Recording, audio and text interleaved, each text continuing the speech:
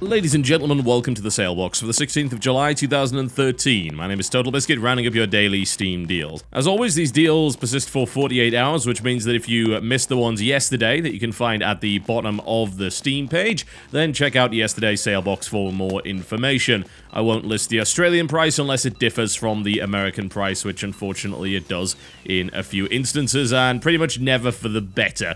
Alright, let's kick it off, shall we, with Football Manager 2013, 75% off, takes it down to $10, €8.74, £7.49, $20 in Australia, because, you know, they hate football, and apparently it doesn't appear on the German Steam store page right now, which is a little bit strange to say the least.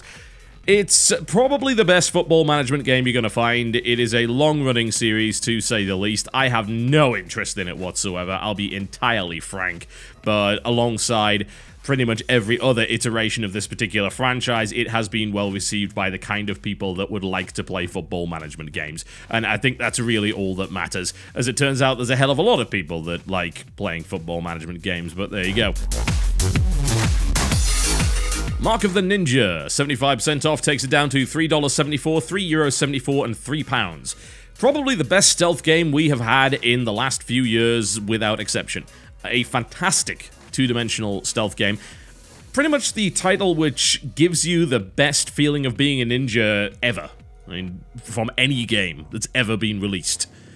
Mostly comes down to the fact that instead of just being a super-powered athletic ninja that can easily kill pretty much everybody, you have to rely on stealth in order to do so, and you can be very easily killed if you're not too cautious about it. It also does give you the option to go for a full stealth run or a full kill run. Now, the expansion which is coming out for it, which is not out yet, the director's cut, is going to add a non-lethal takedown and a set of levels to go with that. As it stands, though, the two real playstyles for that game are Sneaky Sneaky or Stabby Stabby, which are the two best playstyles as far as I'm concerned for Ninja title. Great art style, absolutely fantastic level design, really good stealth gameplay. Heartily recommend it without question if you have even a passing interest in stealth. It's really as simple as that. The Secret World, 50% off, takes it down to $15, €15 and £12.49. This game no longer has a subscription fee, just bear that in mind. That means that once you buy it, you've got access to all the content. There is, however, a cash shop in the game, as you might imagine. Now, the problem I had with this game was the combat system. It just wasn't very good. I didn't enjoy it all that much at all. It was very clunky, it was very unresponsive, and it didn't really do it for me. The strength of this game is the storytelling, the idea that there are many quests whereby it's not simply a go here, do this, and in fact, there's an awful lot of stuff which is hidden within the game and requires you to actually find it and solve mysteries. As a result, you get one of the most unique MMO experiences that you will find in quite some time. It has received additional content over the past year or so, and if you're looking for something a little bit different, you can get over the combat system. It is a nice setting. It's a very interesting and original setting that's often not covered when it comes to video games and especially MMOs, and it does have those great story-driven quests and mysteries and so on and so forth. So it's kind of a wavy recommendation from me, I think. For me, if the combat isn't very good, I generally just say, screw it, I have no interest in the title. But if you're more interested in the story elements, then I think The Secret World might be for you. Rising Storm, 50% off, takes it down to $10, €8.99 in Tier 1 and $6.99 in Tier 2, as well as £7.49. So this is something of a spin-off of Red Orchestra 2, but it focuses on the idea of asymmetrical gameplay. Americans versus the Japanese. The notion being that the Japanese have inferior weapons, but the Japanese have use of unconventional and risky guerrilla tactics in order to actually make things even. That's a very interesting idea, something that you generally don't see in most FPS, where the focus is that both sides are pretty much the same, aside from their look. This is the kind of title you will enjoy if you can deal with the fact that it is realistic, in the sense that you will die very quickly, and that aiming in this game is quite tricky. It's a nice antidote to the current multiplayer FPS environment as far as I'm concerned, and as a result, if you have an interest in getting into something a little bit more realistic and don't want to dive into the complexity of armor, then Rising Storm might be for you. I think that asymmetrical gameplay aspect really makes it stand out from other titles and even from Red Orchestra 2. Though what I will say, a bit of a downside downside is that it does not actually have vehicular warfare, which is something that Red Orchestra 2 does, so that could be considered a black mark or a blemish. Regardless, this is a multiplayer-only title for the most part, so don't buy it expecting any kind of single-player action. You will not get it. DMC Devil May Cry, 50% off, takes it down to $25. 20 euros and 15 pounds. Not exactly the best deal by any stretch of the imagination. I mean, compared to what else is on sale today, it's pretty hard to say, yeah, this is a great deal, guys. Yes, it is a AAA title, but a discount like that versus the stuff that you see later on in this list, yeah, I don't know, it's hard to say. Now, this is a game that was mired in controversy because it was a reboot of a franchise that hadn't had a title in quite some time and has a very loyal hardcore following, and a series that was considered to be a very, very good game. Now, did this game dumb things down? I mean, unequivocally, yes. I don't think there's really a question about that. They made the combat easier. They changed some of the systems around. There are reams and reams of opinion that suggests that this is inferior to the previous titles. And I'm not going to disagree with any of those people, because they know way more about the franchise than I do. I dipped into Devil May Cry, I played a good amount of DMC 3, I played a good amount of DMC 4, and I played a decent amount of DMC 1. But I never finished any of them.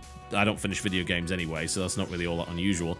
And I never really felt any particular attachment to them. What I did like them for was their spectacle fighting. What I didn't like them for was their damn puzzles and crappy platforming, especially the timed stuff. The nice thing about DMC is that it does all of that stuff better. There are no puzzles, and the actual platforming is actually fun thanks to the demon and angel hooks, which are particularly enjoyable to use. You can also use them in combat. Whether or not the combat system is simpler is not really too much of a concern for me, because I still found it an enjoyable spectacle fighter. I also found it visually appealing. Admittedly, the lead character is an absolute arse, but hey, there you go. So I think that this is the kind of game that you will like if you haven't played DMC games too much. If you have, you're probably going to despise what they've done to it. So it's split right down the middle. There are plenty of legitimate problems that this game actually has, but they may not be problems that you perceive if you haven't got experience with the franchise previously, so bear that in mind. Regardless, the price is not that great, you know, that compared to some of the other titles that have come out around that time and are significantly more discounted, it's hard to recommend DMC at that price tag. System Shock 2, 75% off, that's $2.49, €2.49 and £1.74. One of the granddaddies of first-person horror. It is absolutely phenomenal. Looks a little bit dated these days. If you're looking for in-depth combat, you won't necessarily find it. The combat's actually very simplistic, and even the original BioShock was an advancement over that. But that's not really the point. The point is it's a survival horror game in the truest form. It's all about managing limited resources, avoiding more so than fighting, even though you have the ability to do so, and a creepy AI that, quite frankly, will have you in a corner bawling your eyes out and rocking backwards and forwards before the end of the first act. As with an awful lot of older titles on Steam, it is highly recommended that you go through the modding guides and you have a look at some information in regards to it, because it is a little bit old now, and there are various updates which will make it better. The Steam version was updated by default with the new Dark patch, which is nice, although it's also recommended that you get the latest System Shock 2 tool program. PCGamingWiki.com is the best place to find all of this information. There are numerous potential problems that this game actually has due to its age, and PC Gaming Wiki has a really nice guide as to how to actually deal with that. The game is a masterpiece, though. I mean, there's no real question about that. If you are into survival horror, that game is actually damn terrifying. And frankly, it only gets more so with age, as the rather low-res creatures and horrors that you meet end up looking even more twisted. So yeah, System Shock 2 is a classic, and it plays quite a lot like Deus Ex, actually. If you like the inventory management and the limited combat system of the original Deus Ex, then you're probably going to like System Shock 2, if you can deal with the horror aspect. Sleeping Dogs, 75% off, takes it down to $6.24, €6.24 and £4.99. This was a little bit of a sleeper last year, as far as I'm concerned, but it is a very enjoyable third-person action game with pretty cool plot. I mean, I like the plot. I think the voice acting in places is a little bit cheesy, but if you can deal with its obvious Hong Kong action roots, then you'll enjoy it a lot. Thankfully, the game doesn't have much of an emphasis on gunplay, because the gunplay in that game's not that great. More about hand-to-hand and more about driving. And as far as I'm concerned, you'll have a lot of fun with it. It is open world, so you will get to drive around Hong Kong and make an arse of yourself. DLC-wise, pretty much everything is also 75% off. There's a lot of DLC for this game. You don't need most of it. In fact, I'd strongly recommend that you don't get it, because a lot of it actually gives you extra money, which is not what you want at all, because it ruins the progression. The stuff that you really want is Year of the Snake, Zodiac Tournament, and Nightmare in North Point. Those are the 3 main DLC packs for that game. The rest of it you can pretty much ignore, and in fact I would strongly recommend that you do. Because again, a lot of it just makes you more powerful, and why would you do that? Crysis 2, 70% off, takes it down to $9 at €10.49 and £7.49. So not exactly a great deal for the UK or the European guys. It's not the best price for a game that's fairly middle of the road. It's not a bad shooter. I enjoyed it. I had fun with it. But was it better than the original Crysis, at least until you ran into the bloody aliens? Well, no. I mean, there's just a lot less freedom in this game. It's a corridor shooter, essentially, with very wide open street-looking corridors. I do like the fact that there are a number of different ways to approach the objective. I appreciate that, but compared to what Crysis 1 was, I don't really know if I can say that it was a particularly good change. I don't think it really was. The multiplayer is just it's a graveyard these days. It was infested with hackers from pretty much day one, so I wouldn't even bother with that. So it's actually kind of hard for me to recommend this one. The single-player campaign is okay, but I think you're probably better off playing the original, which is also 70% off. Warhead's not too bad either. Admittedly, it's significantly more corridory than open world. And the problem with this entire series is that it just tends to run into something bad halfway through the game. Crysis 1 in particular is great until you run into the aliens, and then everything is just less fun, unfortunately. So it's a little bit of a shame, really. They're still pretty good shooters, I just think they could have been a hell of a lot more than what they were. Do remember to download the HD pack for the Crysis 2 Maximum Edition if you decide to pick it up, by the way. That will improve the texture quality, but there are various mods for it that will do an even better job, since even the high-definition texture pack was not that great for Crysis 2. The mod you're looking for is called Maldo HD Texture. That is available for Crysis 2, and that looks so much better. As for Crysis 1, well, that's got about 1,000,001 graphics mods, so take your pick. Orcs Must Die 2, 75% off, taking it down to $3.74, €3.74, and £2.99.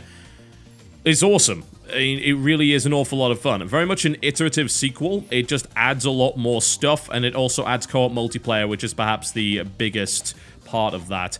The thing about Orcs Must Die 2, and perhaps arguably the weakness of that particular title, is that, unlike the original, it is a co-op game, which means that it's best played in co-op, not on your own. That's one of the only things that I can really point out as not being particularly good when it comes down to that game. If you're looking for a single-player title, you're better off with the original, which, conveniently enough, is also on sale as well. This is a third-person trap defense game. I wouldn't really call it a tower defense game. You are supposed to defend against wave after wave of orcs by setting up a number of nefarious traps, and you will earn more points with the better combos that you get. It's hilarious and consistently challenging throughout, and I would heartily recommend it. Which brings us on to our deal of the day, which has got to go to Alan Wake, 90% off, taking it down to $3, €2.79, and £2.29. What? Yeah, that's an absurd price for Alan Wake, and at that price you shouldn't even be blinking. It's a great PC port. It took them like 2 years to make a PC port for the bloody thing, but it looks phenomenal on PC. It's even a third-person game with an FOV slider. Good lord, they know how to appeal to me, don't they? It's really good. It's seriously good. You can also pick up the Alan Wake franchise pack for 90% off, which will give you American Nightmare, which is a little bit more combat-focused. Otherwise, it is mostly a survival horror game. It's got a little bit of backtracking in it, and it's a little bit more linear than you would perhaps hope, but for that price, like, you shouldn't even be quibbling, quite frankly. You really shouldn't. Just give it a try. There's no reason not to, with 90% off being the price. It's previously been in a Humble Bundle, but since it isn't anymore, this is the cheapest you're probably ever going to find it. Alright folks, that's me done for the day. Thank you very much for watching the Salebox, and I will see you next time.